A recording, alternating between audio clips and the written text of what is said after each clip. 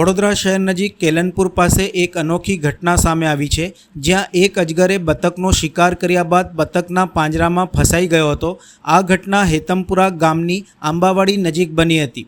Wildlife rescue ટ્રસ્ટના પ્રમુખ અરવિંદ પવારને હેતમપુરા ગામના પ્રતાપસિંહ વાઘેલાએ ફોન કરીને માહિતી આપી હતી કે તેમણે એક અજગરને બતકના પાંજરામાં ફસાયો હોવાનું જોવા મળ્યું છે।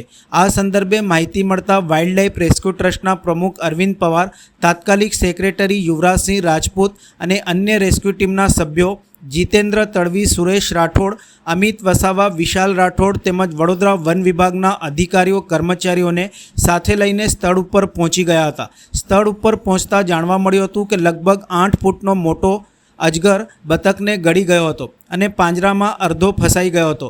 રેસ્ક્યુ ટીમે લગભગ 1 કલાક સુધી પ્રયત્નો કર્યા બાદ અજગરને સહી સલામત રીતે પાંજરામાંથી બહાર કાઢી તેનું રેસ્ક્યુ કરી લીધું હતું। આ અજગરને પકડ્યા બાદ તેને વડોદરા વન વિભાગ ખાતે લઈ જવામાં આવ્યો હતો, જ્યાં તેને કુદરતી વાતાવરણમાં છોડવામાં આવશે। સ્થાનિક લોકોમાં આ ઘટનાને લઈને ભારે ચકચાર મચી ગઈ હતી અને વાઇલ્ડલાઇફ રેસ્ક્યુ ટ્રસ્ટના કાર્યથી લોકો દ્વારા તેઓની પ્રશંસા કરવામાં આવી રહી છે। आज रोज हमारी संस्था wildlife rescue trust helpline number पर हेतमपुरा से प्रतापसिंह वाघेला फोन आयो तो कि हमारे ત્યાં એક આંગણવાડી આવેલી છે। આ આંગણવાડીની અંદર આંબાવાડીની અંદર એક મોટો અજગર આવી ગયો છે, જે બતકનું રહેઠાણ ખરું એની અંદર આવી ગયો છે અને એને એક બતક ગળી ગયો છે। આ કોલ મળતા સાથે અમારી સંસ્થાના કાર્યકર ત્યાં પહોંચ્યા હતા વડોદરા વન વિભાગને લઈને, અને ત્યાં જોતા એક 8 ફૂટનો અજગર જે બતક ગળીને બેઠો હતો, જેને સહી સલામતી રીતે રેસ્ક્યુ કરીને વડોદરા વન વિભાગને સોંપવામાં આવેલ છે।